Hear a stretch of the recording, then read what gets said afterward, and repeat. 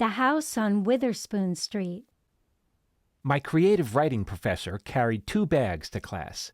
One was an old leather satchel that was well worn and etched with character. It had a large, cumbersome buckle that transformed the simple act of opening a bag into a ribbon-cutting ceremony for a car wash. We'd watch expectantly as he labored to release the metal prong from its hole, then slowly pull the perforated strap from under the bar. Then finally, triumphantly, he'd extract a copy of whichever literary giant we were going to study that day. Maybe Tobias Wolff or Shirley Jackson. Simply put, this was the bag we all aspired to have our work pulled out of one day. The stories we wrote, however, were kept in a separate bag. This one was brown, made of paper, and he received it free from the supermarket with his purchase of tuna salad. As part of the curriculum, the students would often exchange their homework assignments for critique. Some of the kids were wary about putting their short stories in the hands of others. It's not that they couldn't take criticism. They were worried that someone might steal their idea and make it their own. I didn't have that same fear, and it's not because I was brave. It's because I was honest with myself. "I was hoping to talk to you a little more about my piece," I said to my professor one day after class. I wanted to make sure that my assignment showed improvement over my earlier work. He had scribbled notes in the margin, but they were deliberately vague. "Wow" with an exclamation point could either mean, "Wow, this is good," or "Wow, I can't believe you thought this was good." Now, cornered by me and forced to elaborate, he lit a cigarette and crammed it between his lips. "It's good," he said. His voice went up an octave on good. "It's good." Voices don't pitch up like that when they're telling the truth. I knew the other professors didn't like my writing, which is why I wasn't allowed to major in the creative writing program. My problem was this. Good writing requires 2 things. You need to have something to say, and you need to know how to say it. I had neither. Just a deep desire to be heard. But that's why I wanted to study creative writing, so that someone could teach me how to express the feelings inside me and say them without saying them. The first time I was rejected from the program, I told myself not to worry. I'd improve and get accepted next year. That didn't happen, though, and strike 2 was really hard to take. I dreamed of being a TV writer, and it felt like the school wasn't just ruling out my future, it was advising me to not even dream. That's a cold splash of water for a 19-year-old. It was my roommate's idea to try my hand at something a step easier, copywriting. He screamed this into my ear while I was giving him a ride to our film studies class on the back of my bike. This is how we often got around campus, me and Ryan. He sat on the seat with his hands on my shoulders while I stood on the pedals. "There's a radio station on Witherspoon Street. Maybe you can get an internship there," he shouted. "What? There's a radio station on Witherspoon. What?" I couldn't hear Ryan over the squeaking of the wheels, which screamed with every rotation like they were being murdered. My bike was an old 10-speed, with wheels that were so bent out of shape you had to pedal just to roll downhill. It was an anti-gravity bike. Despite being a piece of crap, it was my piece of crap, so I always secured it to the bike racks with an expensive U-shaped lock. It must have cost $70, which was way more than the bike was worth. I used to say that I had the bike so that people wouldn't steal my lock.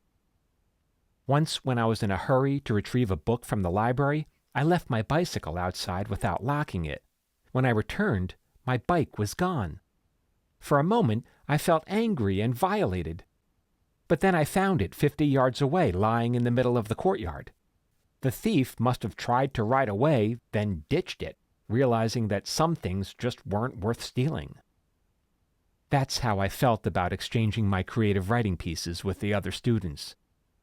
Who'd want to take them?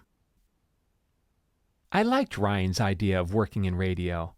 Having my words broadcast over the airwaves, as opposed to written on the page, seemed glamorous. Not quite Hollywood, but almost Hollywood. I typed a query letter to the station manager, deliberating over every word to prove that I was worthy of such an honor. A week later, my heart jumped when he called to grant me an audience. According to the map, the trek from my dorm room to the radio station would take about 15 minutes. I didn't know what the station looked like, but in my mind, it had to be spectacular. This is the power of radio. Lacking the visuals of television, it allows us to imagine. For a building to be worthy of housing all these hit songs by famous musicians, it would have to be postmodern, with large glass windows and exposed steel girders. There would be a receptionist sitting in the lobby that would be as white as the gates to heaven. Behind her would be some kind of water feature, not the kind that sounds like a toilet flushing, but the peaceful kind that sounds like a toilet leaking water from the tank above. I was looking for a building like this, which is why I walked right past the station, completely missing it. I only realized it 3 blocks later, and I quickly doubled back. This can't be right, I said to myself when I finally found the address on the door. My heart sunk into my shoes. This was just a small post-war track house with the station call letters posted to the door. How could something as important as a radio station have a rusting basketball hoop over the garage? The front door was cracked open, and I called out, "Hi, I'm here to see the station manager." I said it tentatively, so as not to tear the fabric of the universe. A voice from down the hall replied, "Be right with you." That, fortunately, turned out to be the receptionist, but it could have just as easily been an elderly woman expecting her Meals on Wheels delivery. I entered the station, which looked exactly like an ordinary home, other than the thin industrial-grade carpeting that covered the entryway. There were still pegs by the front door, where the previous family hung their coats. Upstairs, in what must have been a bedroom at some point, was the recording studio. It wasn't even in the main bedroom, but rather in a kid's bedroom. The youngest one's probably, the one who got stuck with the shitty stuff. An on-air sign hung over the door, but at one point it could have just as easily been a sign that read "No Girls Allowed" with a backwards letter R. Plastered nearby were industry awards. They weren't Grammys, although they were designed to look like them. They were just self-congratulatory plaques from various trade organizations. They seemed rescued, suggesting that if they weren't hanging on the wall, they'd be at the recycling center, sliding down a conveyor belt on their way to becoming something more prestigious, like an aluminum can. Radio had always struck me as magical, and now that I was behind the scenes, I saw how the trick was done, and it made me feel stupid for having been fooled. The receptionist pointed me in the direction of another bedroom down the hall, and when I approached it, an overweight, balding man, sitting behind a wooden desk, waved me in. His back was to a dormer, where the remnants of a Tot Finder sticker were glued to the window. This turned out to be the man with the highest position there, the station manager. But he couldn't have looked less dignified if he was sitting on a toilet. He wore thick suspenders, making it seem as if he had a parachute strapped to his back. Any moment he might realize the futility of this place, dive out the window, and drift to safety. I sat down in the chair opposite him. "So, you want to be in radio," he said. I nodded, but in reality I wasn't even sure if I wanted to listen to radio anymore. My eyes landed on the window bench where a laundry hamper must have once rested, and I shifted uncomfortably. "DJ?" he asked. "Actually, no, I really want to get into writing." His pulse quickened. "You want to get what in writing?" The guy was worried that I might be litigious, and given the creepiness of a teenager meeting a grown man in a bedroom, he had reason to be scared. "No," I clarified, "I want to get into writing as a career. Copywriting." "Oh," he sighed in relief. Then he rose from his desk to give me a tour. "Come meet the staff. Helen Stanhope isn't in today, but I think everyone else is. I'm sure you know Big Todd." He pointed to a life-size cardboard standee in the kitchen of their star DJ, Big Todd. He was sipping a large mug of coffee and wore a toilet seat around his neck. The tagline read, "Number 2 in the mornings." "We're a pretty wild bunch," he laughed. This place was as wild as a can of Glade Cashmere Woods air freshener. At this point, I was mentally preparing to stay for the tour, then never return. But the station manager had other designs. He escorted me to the main bullpen, which was formerly the living room. There, he introduced me to Victor and Lainey, who worked in copywriting. Because they had opposing desks next to the fireplace, they looked like an old married couple. This, despite the fact that Lainey was 15 years younger than Victor and a lesbian. Lainey kept a low profile, but you couldn't miss the plastic wrist brace she always wore. She said it was for the carpal tunnel she acquired at the typewriter, but based on the way she waved it in the air, maybe it was to perch her trained falcon. "Good boy, Xerxes," she'd say while retrieving a bounty from his beak, maybe someone's eyeballs that he pecked out at her command. Lainey had that kind of vibe, quiet but ruthless. Victor, on the other hand, was a man in his mid-50s with a mop of red hair and sad eyes that always looked like he'd been sobbing. He reminded me of a clown. Not a harlequin or a court jester, but the trampy kind of clown you see at the circus. The kind that wears rags and carries a bindle and walks around looking heartbroken because the acrobats overhead are doing something of merit and he's just taking up oxygen. Victor wasn't just mediocre. He was aggressively mediocre. He seemed intent on proving to the world that he was the champion at being subpar at almost everything he almost did. You could see it in the way he dressed, in his baggy cotton dockers and cheap leather wingtips with rubber soles. You could also hear it in the jokes he cracked, which had the rhythm of a joke but not the humor. He would often interrupt a conversation to try to say something funny, but it would just lay there, like a clump of dog shit ossifying on cold cement. As far as I could tell, Victor's only skill was that he could make it impossible for those around him to feel joy. I didn't think much of Victor, but I did appreciate his parents for giving him such an ironic name. I imagined them cooing over him the minute he was born. "Honey, with our genes, this baby is never going to win anything. But wouldn't it be funny to call him Victor anyway?" And they were right. It was pretty funny. "What's this about?" Victor mumbled to the station manager after being introduced to me. He was hunched over his desk, eating a sloppy meatball sub. His face was low and parallel to the plate so as to not drip sauce on himself. This made it look like he wasn't eating the sub, but rather giving it mouth to mouth, then waiting a few seconds to see if it would breathe on its own. "He's a sophomore at Princeton," said the station manager. "He wants to be a writer." Victor's head almost imploded under the weight of this concept, which would have scattered not his brains, but a fine layer of pulverized clown dust, thin like talcum, which he would later scoop off the floor and use to powder his balls. Victor hated his job, and he couldn't understand why someone, especially someone with a Princeton education, would be dumb enough to do it for free. Although I never grew to respect Victor, I always worried that he might have a point. I think my biggest problem with him was that he enjoyed being a dream killer. Since his dream was dead, everyone else's should be too. "So what are you majoring in?" he asked while licking marinara sauce from his hobo fingers. "Well, the way things are going, probably English literature."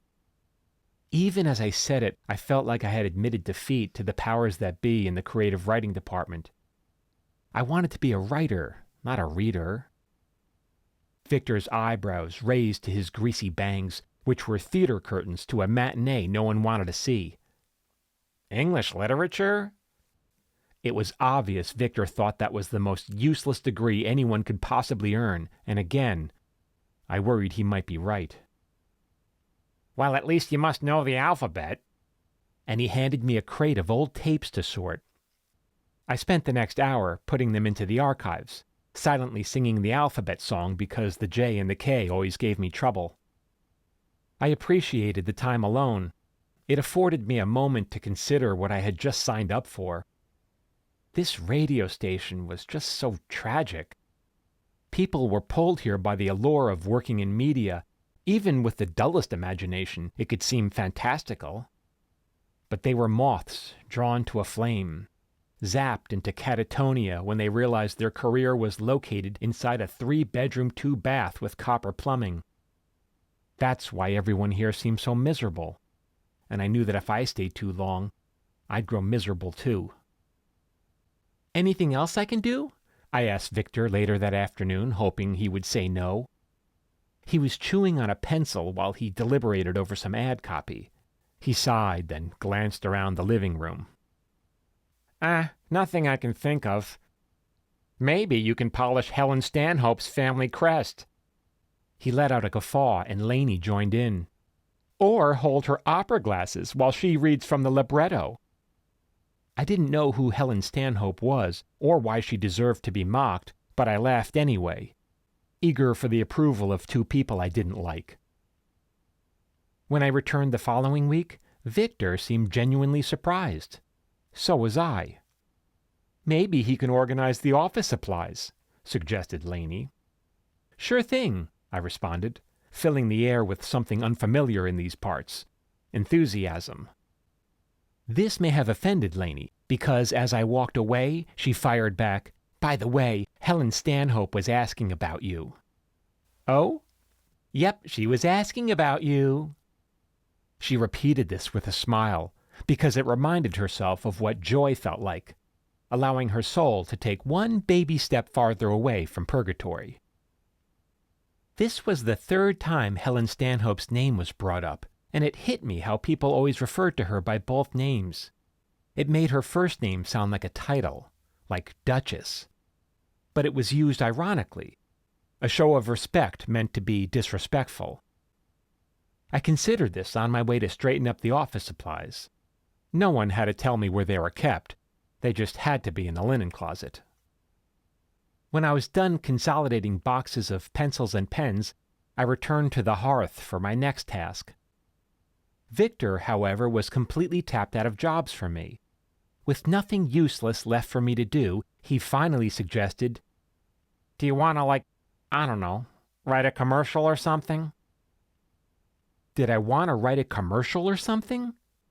I couldn't believe how he devalued writing so much that it was now equivalent to stacking bottled water in the fridge.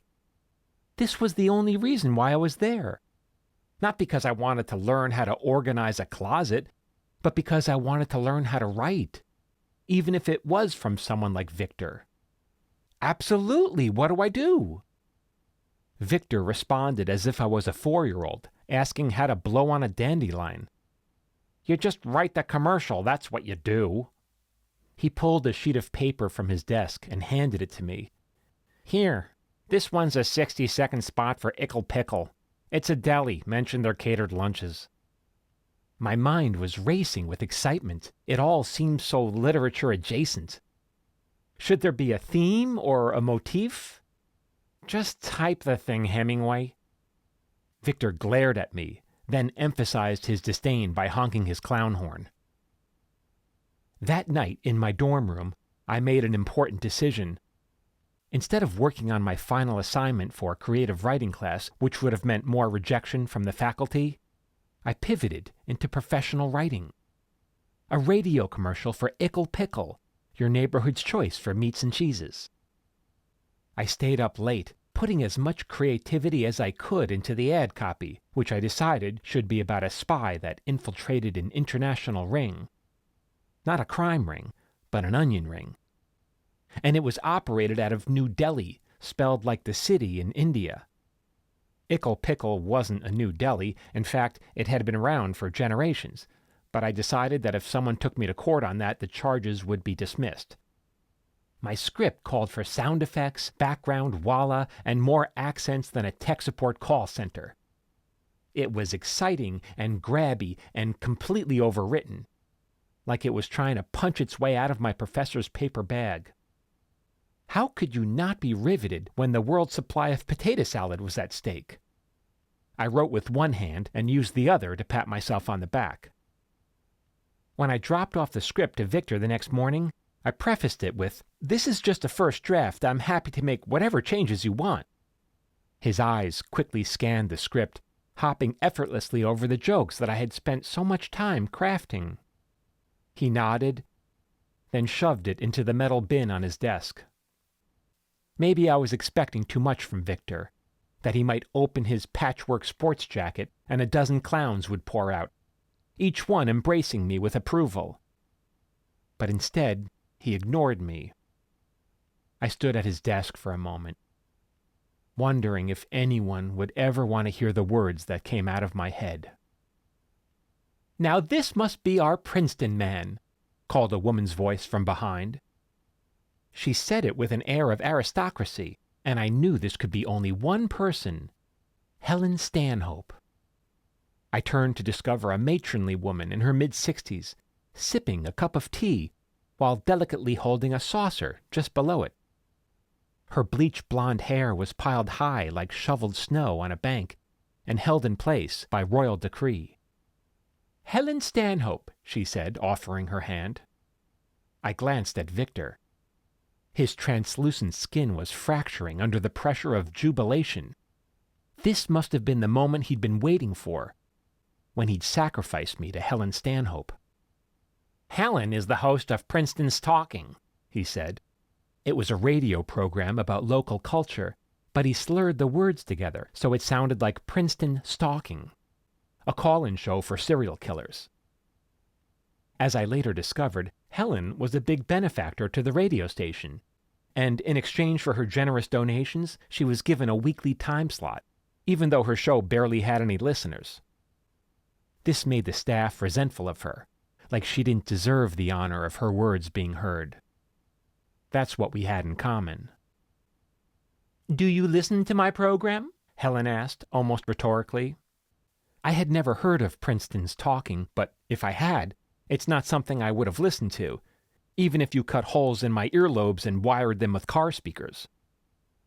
"I will now," I responded politely. That was good enough for Helen Stanhope, and she smiled while squeezing lemon into her teacup. "Come, let's to the lanai," she said. I didn't know what a lanai was, but I was certain her sentence was missing a verb. Let's what to the lanai? Let's go to the lanai? Let's sashay to the lanai? Let's bring a translator for you and I to the lanai? But that was Helen, always using language as a way of transporting her somewhere else. A trunk was a portmanteau, a suitcase was a valise, and a couch was a davenport.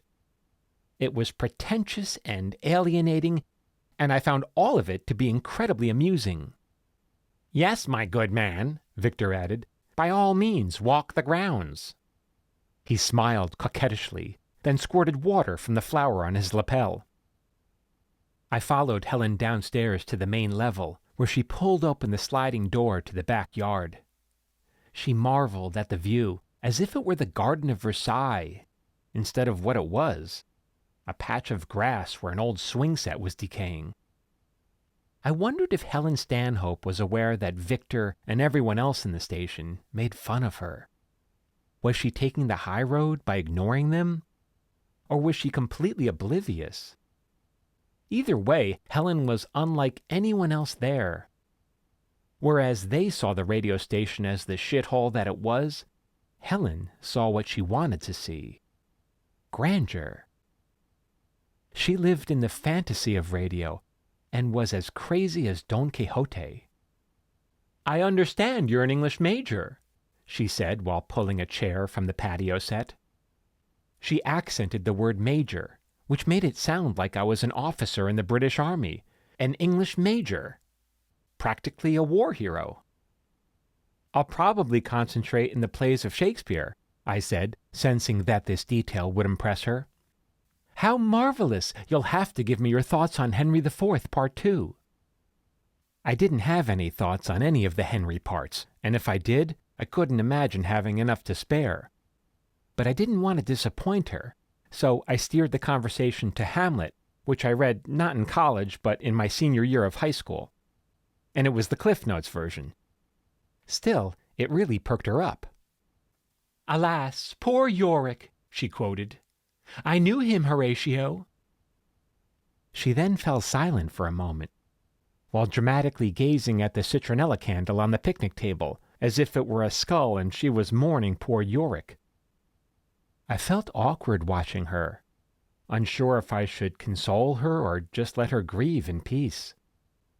What are you supposed to do when someone departs reality like that? Do you just watch them go, or do you follow them out of curiosity or politeness? Strangely, I decided to follow. Not in this moment, but a few minutes later I did. Helen broke her silence, and the conversation grew light again. As we spoke, it became clear that Helen was fascinated by my life, especially when I talked about my aspirations. Her face lit up when I mentioned I wanted to be a television writer, as if my success was already a done deal. Part of me loved that. It was flattering to have her attention, and she spoke to me so warmly, like we were old friends. She was an adult, treating me not like a child, but like an equal. That's a powerful thing. But her exuberance also made me feel guilty. I clarified that I didn't really see a path forward for me, given that I'd already been rejected from the creative writing program, not once, but twice. I thought this would put an end to the conversation. Maybe she'd offer some half-hearted encouragement or greeting card platitude about the importance of never giving up, then we'd both give up. But Helen, mounted on her faithful steed of self-delusion, just galloped ahead. "And what kind of television show will you write?" "It'll be science fiction," I wanted to say, "just like this conversation we're having." But instead, I took a giant leap. I humored her, going down a path that, in my mind, I had no right going down. And the minute I said it, I felt like a fraud who would one day be exposed. "Sitcoms," I responded. "I love that," applauded Helen. "I used to watch My Mother the Car. Do you remember that one?" Actually, I didn't. It was probably 30 years before my time, but I nodded in agreement. "Heavens, it's getting late," she said. "I have to be on air soon, but you must pay me a visit sometime." She reached into her purse and pulled out a fountain pen, although a quill wouldn't have been unexpected. Then, with her well-practiced longhand, she wrote her home address on a piece of personalized stationery. "How does this Saturday at 3 sound?" This was the third invitation Helen offered me. The first was going to the Lanai, and the second was for me to pretend that I was someone I wasn't, an important and gifted writer. This would become a pattern with Helen. She was always inviting me deeper into her world of make-believe, refusing to step foot in mine. "Yes, that sounds marvelous," I responded, still getting the hang of this sophisticated socialite thing. I'm certain I glowed with dignity, which is something that I had been lacking of late. She gave me her card, and I guarded it carefully in my hands, as if it were a ticket to my own coronation. And with that, Helen, the Duchess of Witherspoon, returned inside to commence her high society call-in show from the children's bedroom off the hallway. Helen Stanhope lived on the outskirts, just before the town became farmland. During the drive there, the excitement of accepting this invitation began to wane. It was weird enough to be socializing with an actual socialite, but the fact that she was old enough to be my grandmother made it weirder still. We had so little in common. I was nothing like Helen, and Helen was nothing like herself. The pea gravel that lined her long driveway must have agreed, because it chattered underneath the wheels of my car like milk on Rice Krispies. "It's not too late to turn around," it mumbled. "I'm capable of making my own decisions, pea gravel." "Just be careful," it urged. "You have no idea what you're getting into."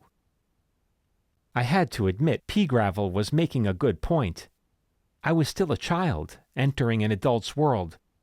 But Helen, in sharp contrast to Victor and Lainey, was so friendly and warm.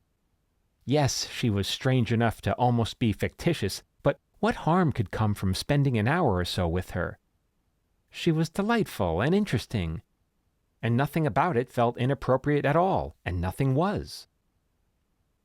The house was a stately old colonial, and perfectly symmetrical, so that if you liked one side, it saved you the trouble of looking at the other. It had hedges that were manicured into spheres and cubes, so that, like Helen, They no longer resembled anything you might find in nature. There was no servant to announce my presence, but there probably would have been had I arrived 10 minutes and 200 years earlier. Also very Helen-like was the fact that her house didn't have a doorbell. Instead, there was a large brass knocker. It had a lion's head with a ring in its mouth. Knockers are a test. If you don't bang hard enough, the occupant won't hear you. But if you do, you're basically yelling, "Open the fucking door!" I tried to find just the right knock. "Ah, you've made it!" cried Helen from afar. A moment later, she greeted me at the door. "Come in, I have tea and petit four." I knew what tea was. I mean, I'm not an idiot, but petit four was anyone's guess. It was bad enough that Helen insisted on communicating in Victorian English, but now French? Turns out I had nothing to worry about. Petit four were just fancy cookies. I admit it was pretty flattering to be served fancy cookies. When I was a child, my mother used to bring out assorted Pepperidge Farm cookies whenever we had guests. Company is what she called them, as if our family was lonely, stranded on a desert island. In a way, we were. My parents were very loving and supportive people. Their children always came first, but dealing with difficult emotions wasn't their strong suit. If we had a family crest like Helen did, our motto would have been, "Get over it." So that's why we all sat alone in our pain, waiting for someone, anyone, to arrive and rescue us. Thank God company is coming over. My mother kept these cookies in the pantry, and under no circumstances were we allowed to eat them for ourselves. So if I wanted one, I'd have to wait for company to arrive. The packaging described the cookies as distinctive, and they were sold in something that resembled a jewelry box. Lifting the cardboard lid revealed a cellophane window that protected the cookies underneath like diamond rings in a display case. Moments after our guests sat down, I'd do a cat burglar drop from the ceiling, snatch a paper doily full of Milanos, and scamper away. That left everyone else with those horrible chocolate cookies, which tasted like they were made from the green dust janitors used to clean up vomit. And now, here I was 10 years later, someone else's company, pretending to be worthy of such a fancy cookie. "How's school treating you?" cried Helen from the kitchen while she prepared a tray. "You know, it's hard," I responded from her parlor, which was both dark and velvety. It had a stillness, her house, and you could hear it loudly between the ticks of her grandfather clock standing in the corner. Tick, tick. It dripped time, like it was trying to get a confession out of me.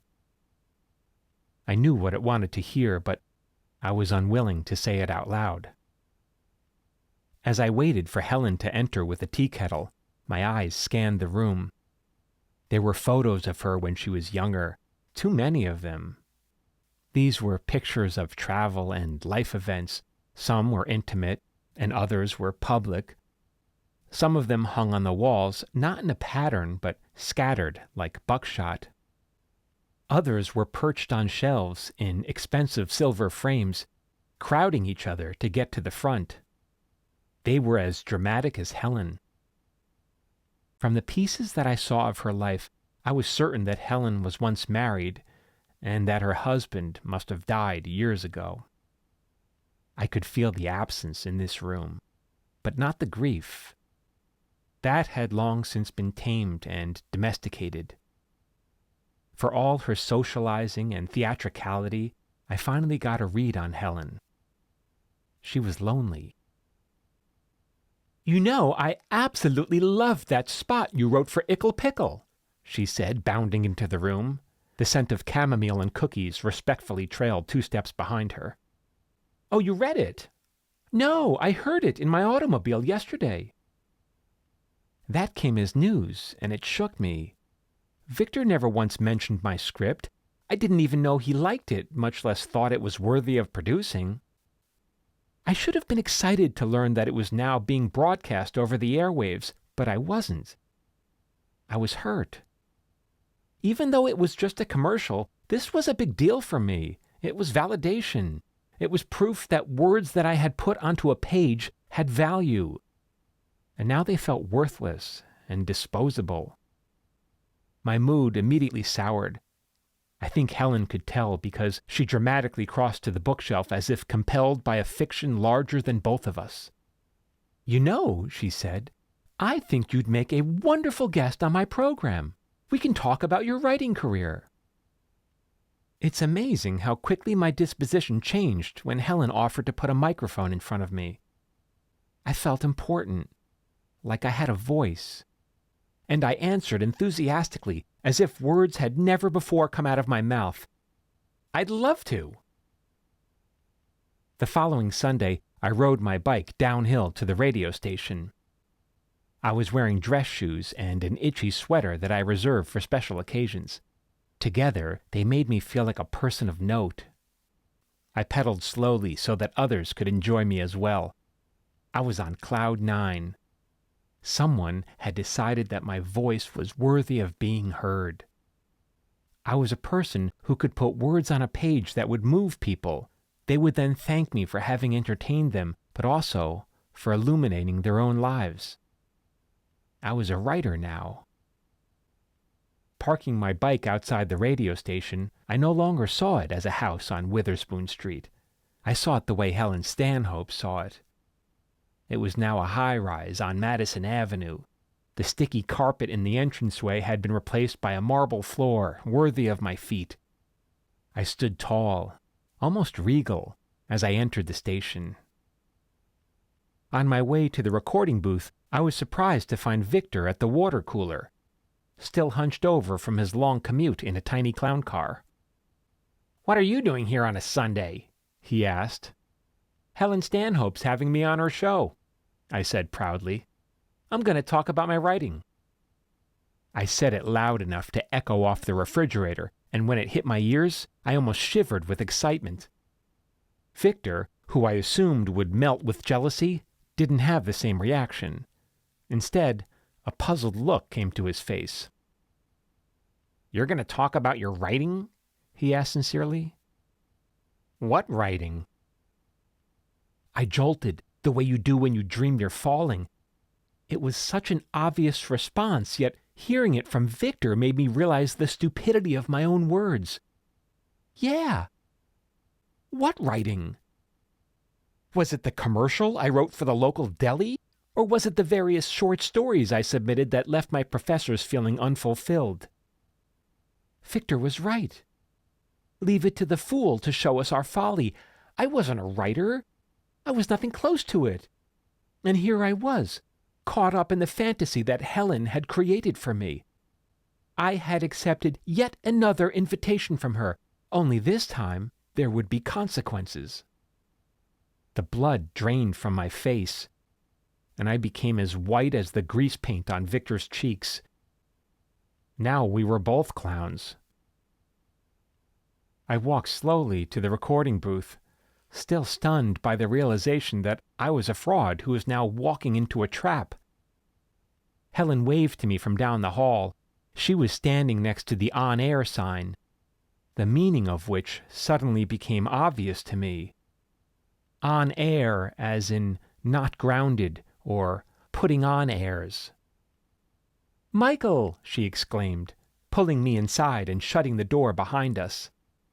The room was padded with thick foam, making it feel like a holding cell for the insane. The minute the door shut, all the small sounds in the room simply vanished, creating a space that was eerily silent. It reminded me of Helen's living room, where the photos on her shelves pushed each other out of the way to be seen. "Are you excited?" she asked, her words creating a ripple in the calm. She handed me a set of earphones, and I nodded unconvincingly as I put them on. I was almost surprised that they fit, given how big my head was only a few minutes earlier. "How close am I supposed to get to this thing?" I asked, nervously sliding my chair towards the microphone. I could have just as easily been referring to the truth. How close should I get to it? Do I go on air and play along with this charade, or just call the whole thing off? Helen fiddled with some knobs and buttons, flicking some on while turning others off. It looked like she was prepping a plane before takeoff. Everything seemed so complicated and cumbersome, and for a moment, I felt like I'd been given a reprieve, that maybe this whole radio interview would be too difficult to get off the ground. I could reschedule, or maybe never schedule at all. Before I could even entertain that possibility, the red on-air light came on, and Helen introduced me to her audience. I tried to convince myself that no one would be listening to me, since no one ever did. But there had to be a few. Dozens? Hundreds? I couldn't see them, and I couldn't hear them, but they must be there, and soon they'd be judging me, and rightfully so. I'm here with my guest, writer extraordinaire Michael Jamin, a sophomore at Princeton University. My heart was racing now. Creative writing program reject, I wanted to clarify. Helen continued to heap praise on me while quoting lines from my commercial as if it were in contention for a literary award. I cringed when she asked me how many ideas I came up with before landing on the premise that I used. Just one. Was I supposed to give it more thought? Helen was so excited and so proud of me, and yet I just wanted her to shut up. While the hyperboles leaped off her tongue, I decided that I had learned a valuable lesson, that I would never talk about my future until it was my present. From this moment forward, if there was a version of me that I wanted to live, I wouldn't share it. I'd keep that secret locked inside my own dark and velvety parlor. In other words, I'd leave Helen behind and live in reality. As she spoke, I glanced at my watch, mentally willing time to move faster. 6 minutes left. 5 minutes left. Just when I thought I might escape with my dignity, my biggest fear came true. The phone bank at Helen's side lit up. First one line, then two more. They were listeners on the other end, eager to call me out for my grandiose bullshittery. The phone blinked incessantly, demanding to be acknowledged like Helen's grandfather clock. I became obsessed, my eyes nervously checking it every few seconds. What was Helen going to do? Would she pick it up, allowing the caller to expose me on air? And if so, would she defend me? Because that would only make things worse. I was mad at her for preying on my ego this way, for setting me up to be publicly shamed just so that I would participate in her crazy little socialite game. I mean, who does that to a kid? But then, Helen did something completely unexpected. Without ever breaking eye contact, she leaned in towards the microphone, putting her body between me and the phone bank, so that I couldn't see the flashing lights. "Stay here," her eyes smiled. "Please, just stay here with me." This time, it didn't feel like an invitation. It felt like she was pleading with me not to leave. For all I know, the phone continued to blink for the rest of the interview, but she never took any calls. The walk back to my dorm room after my near miss with humiliation felt especially far. It was mostly uphill, and I was now carrying the weight of my useless bicycle on my shoulders. This was my fault. I enjoyed the ride downhill while it lasted, but the price for that had to be paid. It's something you don't think about when you're wrapped up in the fantasy. Along the way, I tried to make sense out of Helen Stanhope, but I was too young to have any understanding. It was this same lack of understanding that was always missing from my creative writing pieces. I couldn't figure characters' motivations out, and I couldn't figure Helen out, so I stopped trying. Instead, I decided I should sweep this horribly embarrassing experience under the rug, pretending it never happened. And that's what I did. I never talked about it. I never returned to the radio station. And I never saw my friend Helen again. I heard she died years later. I'm ashamed that I just disappeared from her life that way. It was wrong and selfish, I imagine it hurt her feelings the same way it hurt her feelings to be mocked by the station employees. And now I was no better than them. On the occasions that I allowed myself, I'd think of Helen Stanhope and circle back to that big question. Why did she hype me up that way? What function did I serve in her odd world of make-believe? Was I simply there to keep her company? At first, I thought it was because I was a student at Princeton and therefore a man of letters worthy to be in her presence. But that never felt right. As I got older, I decided it was the excitement of my youth that she was feeding off of, when all the photos of your life hadn't yet been taken.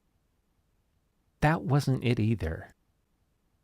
It's only recently, when I got much closer to Helen's age, that I realized I'd been looking at it all wrong.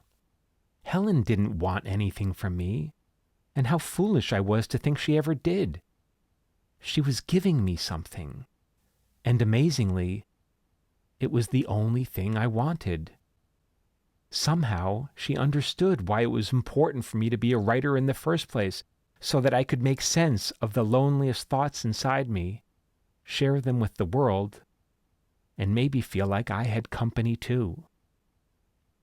Quietly, in between the ticks of her grandfather clock and flashes on her phone bank, Helen did just that.